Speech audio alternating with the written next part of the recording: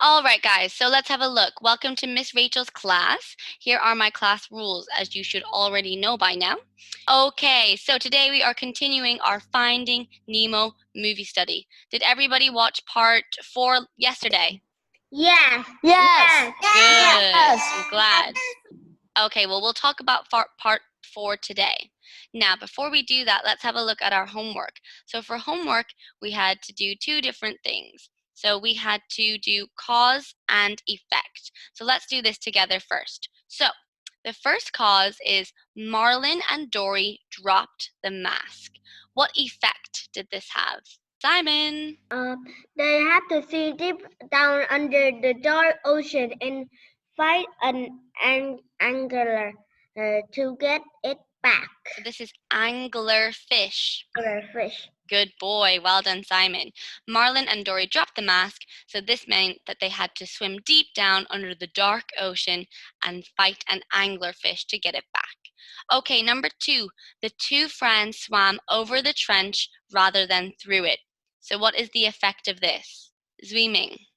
They were surrounded by jellyfish and they had to pound on them to get out.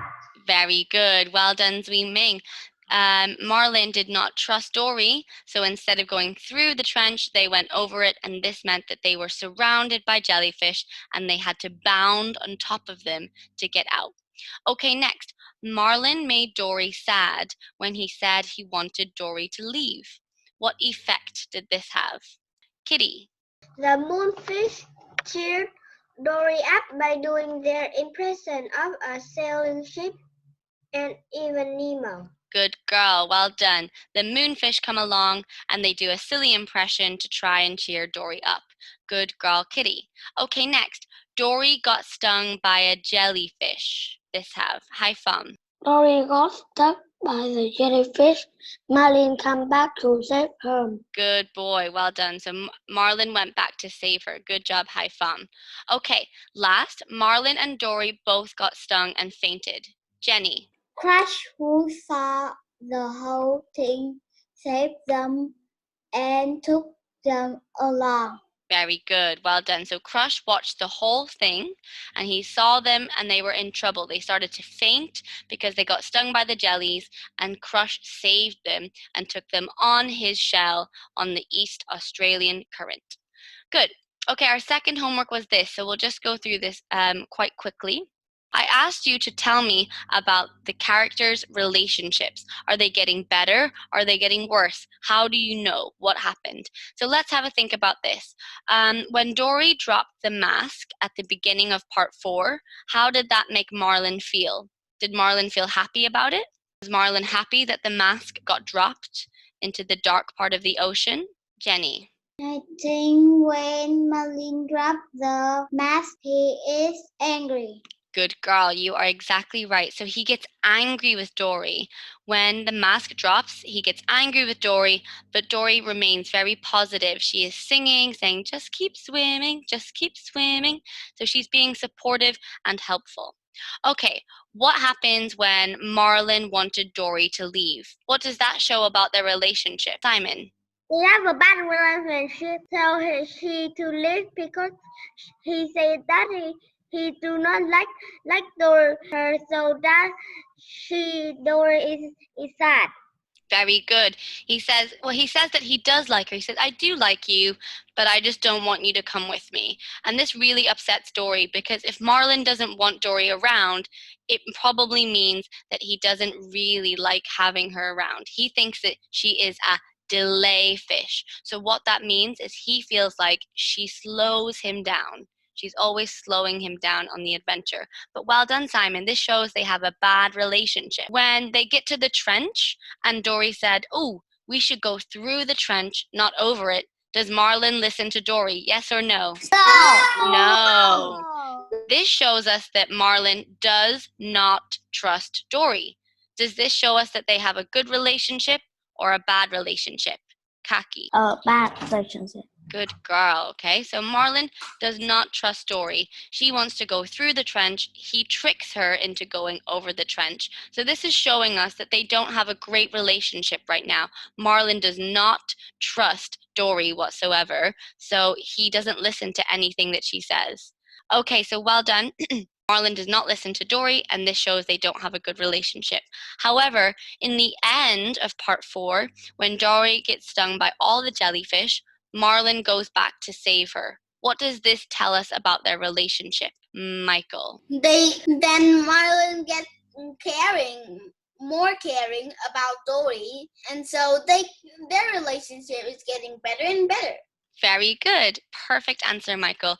We can see that Marlin starts to care for Dory when he goes back to save her, so we can see that their relationship is improving. Well done, Michael.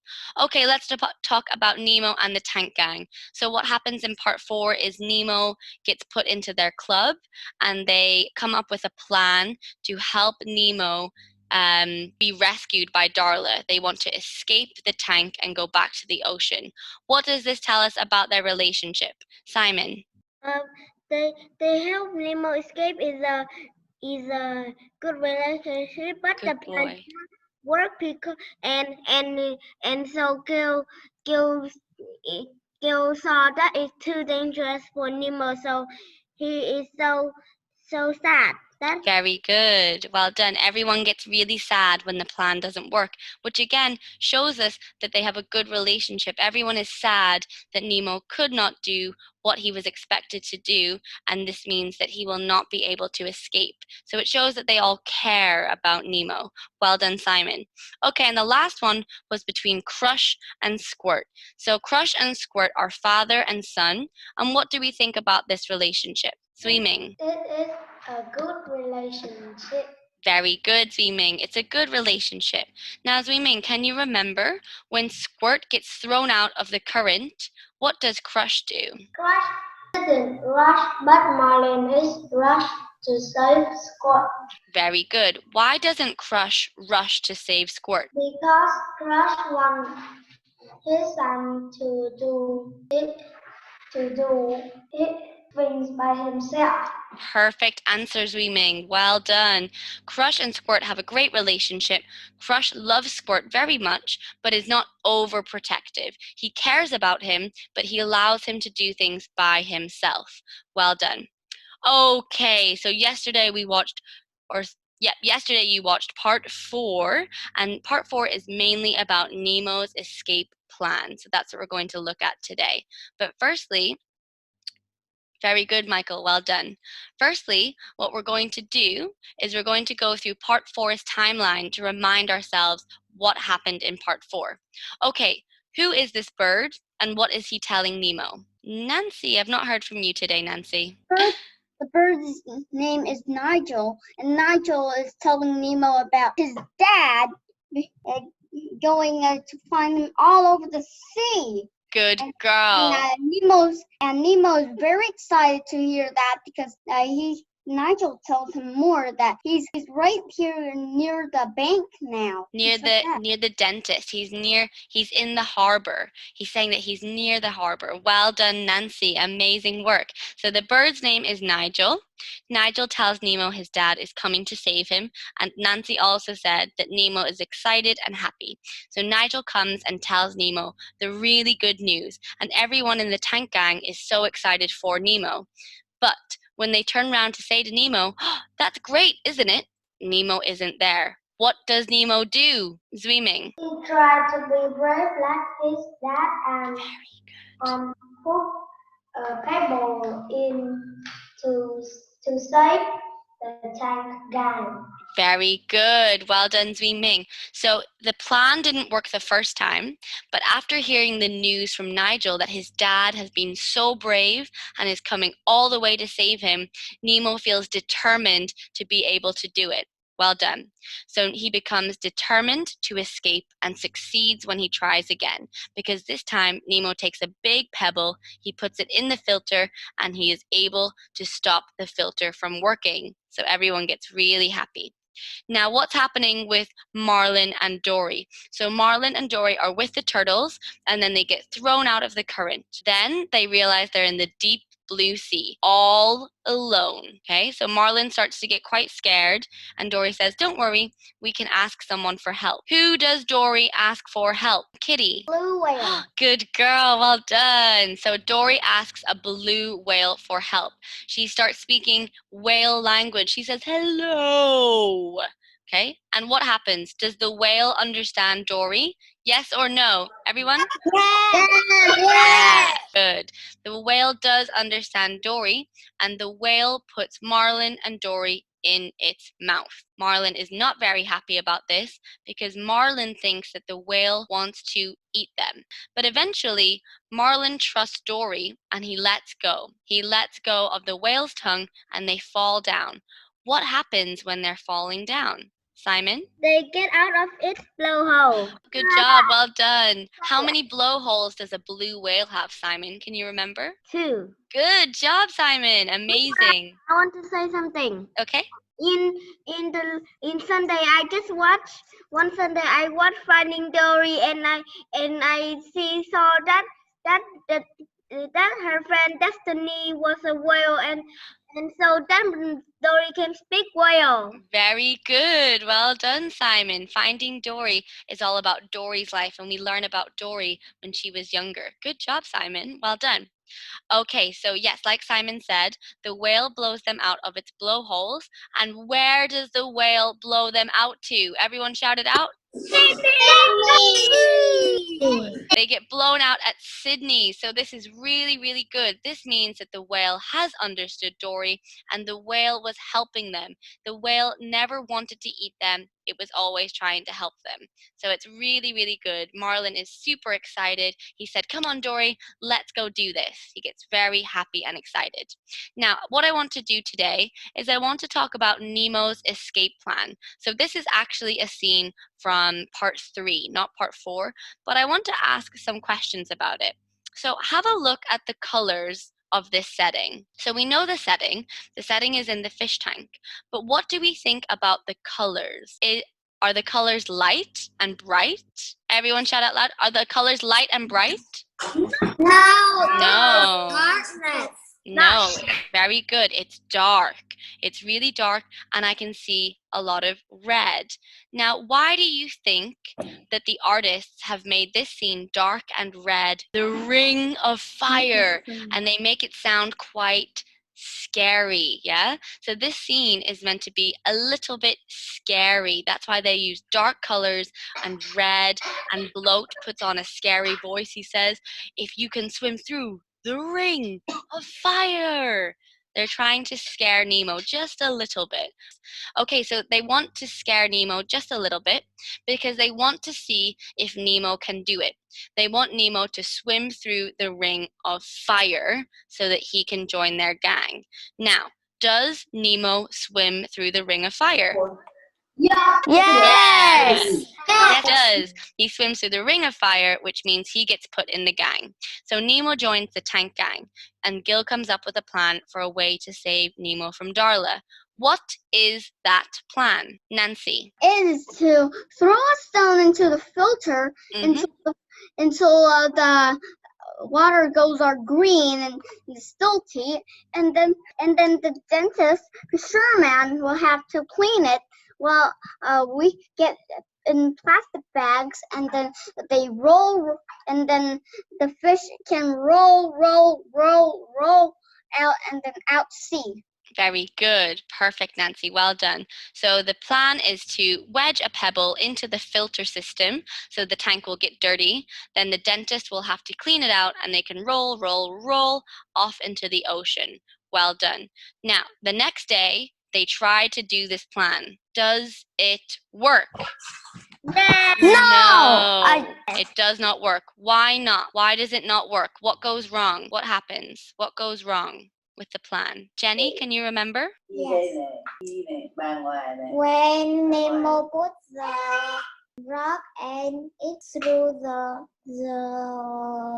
fan, and when Nemo go out, it's the rock go out and Gil and fish in the tank gang take a plant and put in the hole. In the tube. Good. They said so. They try to save Nemo. Good girl, Jenny. So the problem is that the pebble was just it was too small. So when Nemo put it in, the pebble was too small and the fan was too powerful. So it kept rotating and it did not work. Well done. So the escape plan didn't work because the pebble was too small and everyone was really sad. Afterwards, everyone was really scared and sad. Peach, the starfish, even said to Gil, don't make him go back in there, okay? Because they realized how dangerous that was. Then, we already talked about this earlier, this bird called Nigel comes along and tells Nemo his dad is coming to save him. So Nigel comes along and says to Nemo, your dad has gone on a treacherous journey. He's tackled sharks, he's swam with lots of other fish. He is on his way to save you.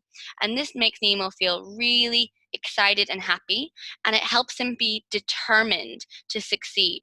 So he tries the plan by himself. And does the plan work the second time? Yes. Yes. Yes. Yes, it does. This time, Nemo brings a bigger pebble, so he wedges it in by himself. And how does everybody feel? Happy. Good.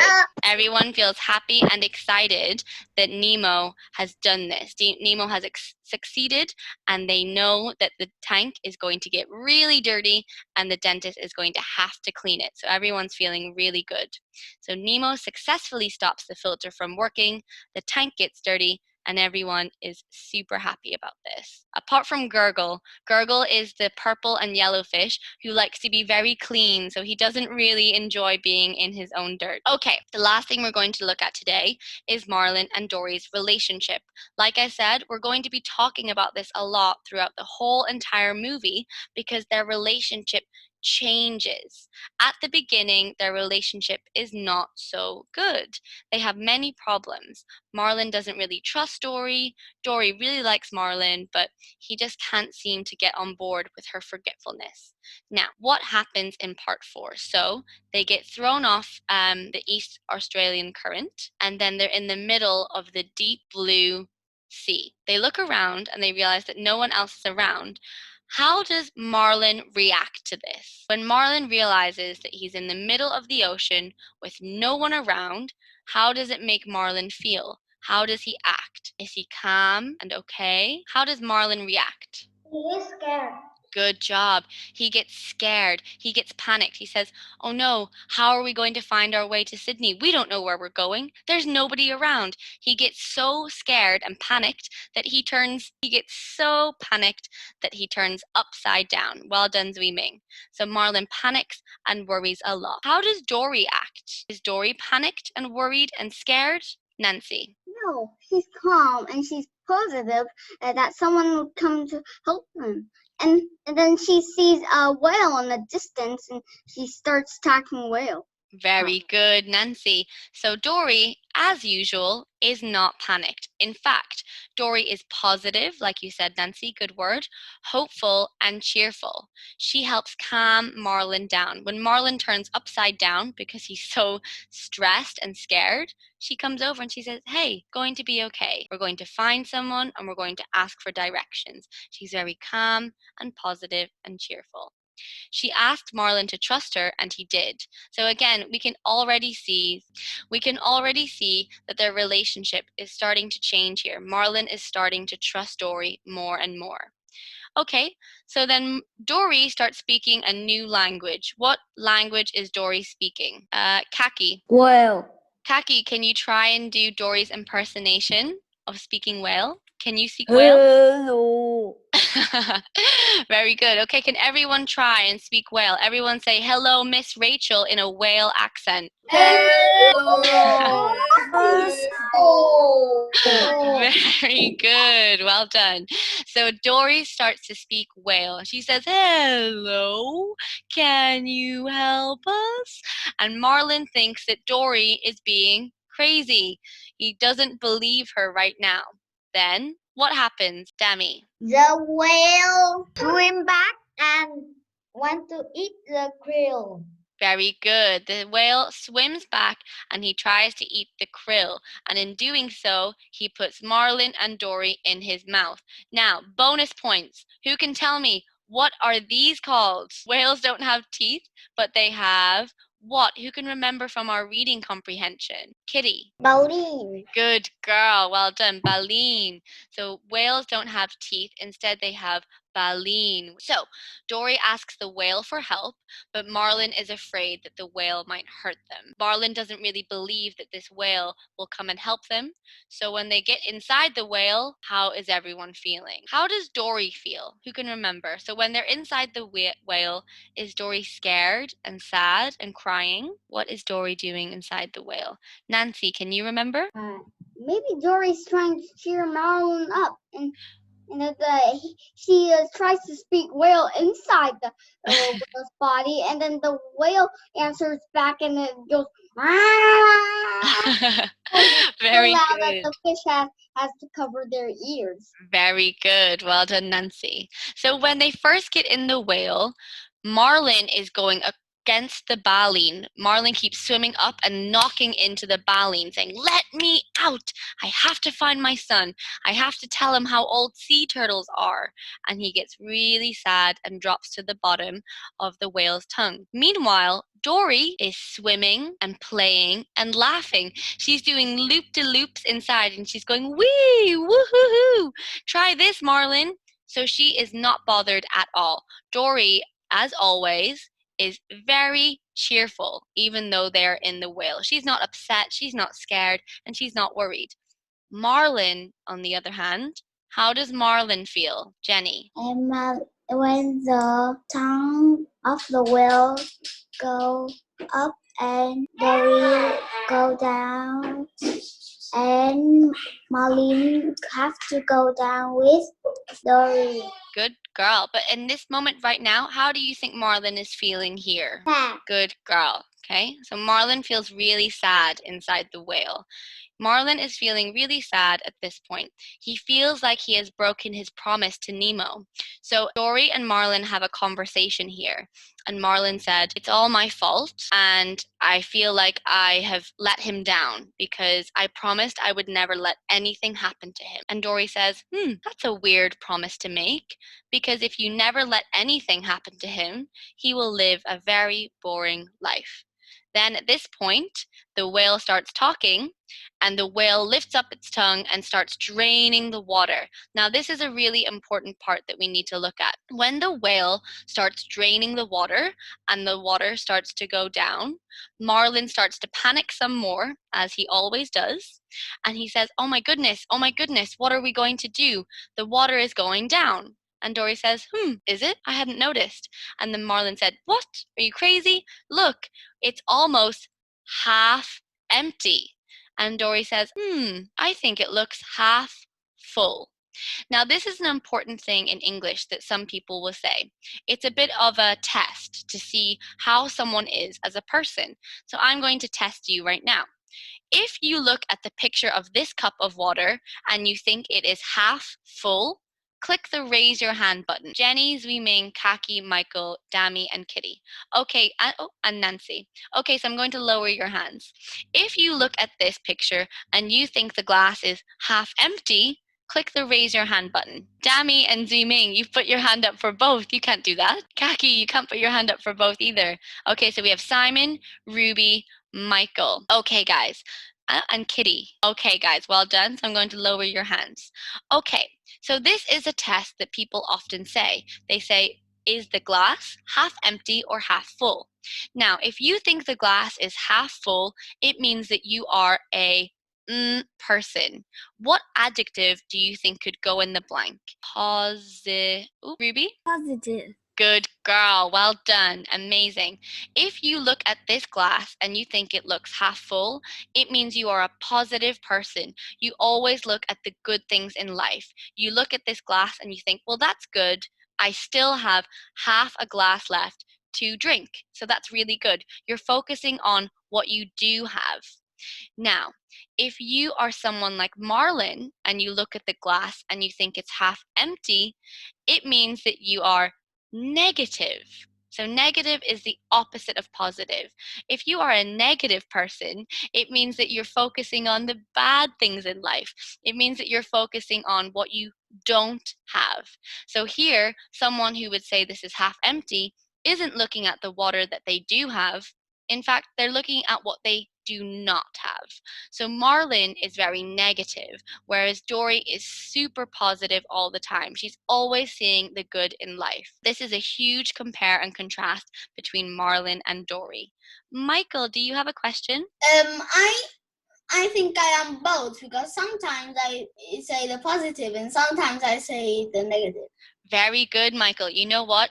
I think everyone can be the same just like that. I think sometimes we have positive days where we can say the good in life, and sometimes we have sad days where we're a bit more negative and we can see the bad things in life. That's a really good thing to point out, Michael. Well done. Now, let's go back to this. So, the tongue of the whale goes up, and the fish are very scared. They don't want to fall down because they don't know what will happen. Marlin starts yelling at Dory because Dory says, "It's okay, just let go, everything will be fine." Marlin says, "You can't do these things, you just can't do this, Nemo." He calls Dory Nemo. Now, why do you think Marlin accidentally called Dory Nemo? Simon. Because at the first part, he just said that you can't do this, Nemo. He only Very good. said Nemo in part 1. Well done, Simon, because Marlin is so used to telling Nemo what he cannot do. Nemo, you cannot swim well. Nemo, you cannot go outside. Nemo, you can't do this. Nemo, you can't do that. He is so used to telling Nemo that he can't do things that when he's yelling at Dory, he mistakes her for Nemo. So Marlin calls Dory Nemo accidentally because he is used to telling Nemo he cannot do things. He really doesn't trust Dory here. He says that he doesn't want to let go. We can tell that Marlin is really scared, and I think anyone would be scared in this scenario. He says to Dory, "How do you know that something bad won't happen?" And Dory says, "I don't." Okay? So Dory doesn't know what's going to happen in the future, but she's just positive and she's just hopeful that the best thing will happen, okay? So Dory is just hopeful and positive. Now, does Marlin trust Dory in the end? Does he let go? Yes! Yes, he does. Okay. So again, this is showing how his relationship is getting better with Dory. Eventually, he looks at her and he lets go too. Why? Why is it a good thing he lets go? What happens to them? Cherry. Because if Dory don't know anything, but she still let go because her trust. Trust Dory. Good girl, he trusts Dory. So that's really good.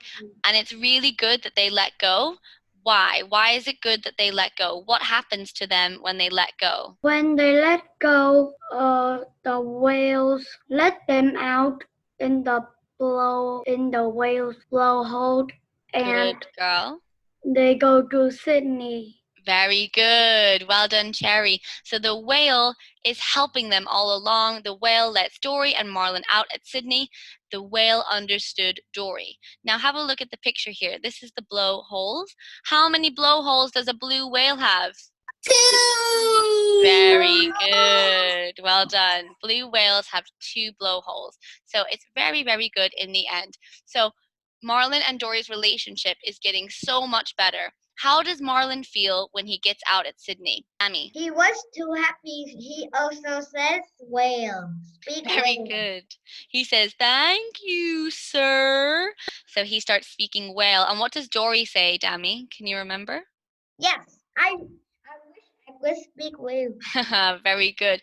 Dory says, "Wow, I wish I could speak whale." So she's already forgotten that she can. So Marlin is super excited and super happy. They start looking around and he says, "Come on, Dory, let's go and do this." So it's very exciting. And that's where part 4 ends. So we're going to watch part 5 today after class, and we're going to find out what happens in the end. So Marlin and Dory's relationship, it's getting much, much better. Okay. It's getting really good.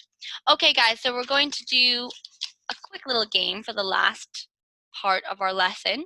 Now, I'm going to say an adjective, and I want you to shout out which character I'm talking about, okay? So, We're just going to do it all as a class. So the first adjective is cheerful. Dory. Very good. Well done. It's Dory. Dory is super cheerful and positive throughout the whole movie. She's always cheerful and always relatively happy. Okay, next. The next adjective is worried. Marlin. Marlin. I heard Marlin, Dory, and Nemo. So the answer is Marlin. Marlin is always worried and always worrying about lots of things, okay? So Marlin is always worried about a lot of things. Okay, the next word is negative. Marlin.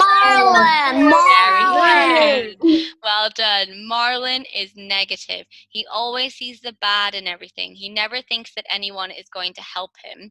He always sees the bad in life. Good job, guys. Well done. Okay, the next one is positive. Dory.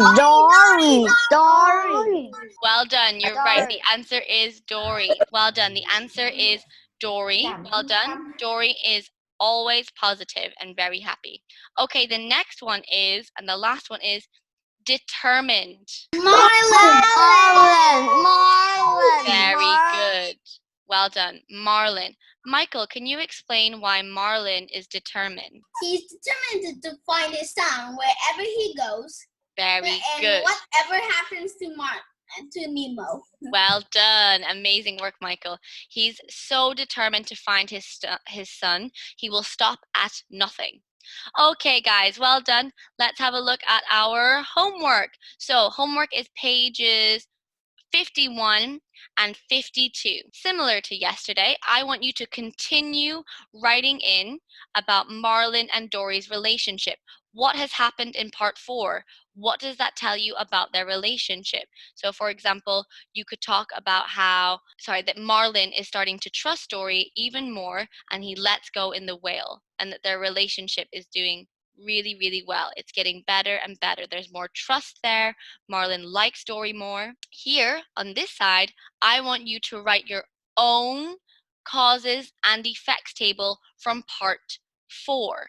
So I want you to think of things that happened in part 4 and explain the cause and effect. For example, we could have Dory speaks to the whale. What is the effect of this, Zwiming? The whale help Marlin and Dory. Good job. Exactly. Lovely work, Zwiming. Okay. So you could write Dory speaks to the whale. The whale picks up Marlin and Dory in its mouth. Or you could say the whale helps Marlin and Dory. So I want you to come up with your own causes and effects. Goodbye. Have a great day and Goodbye.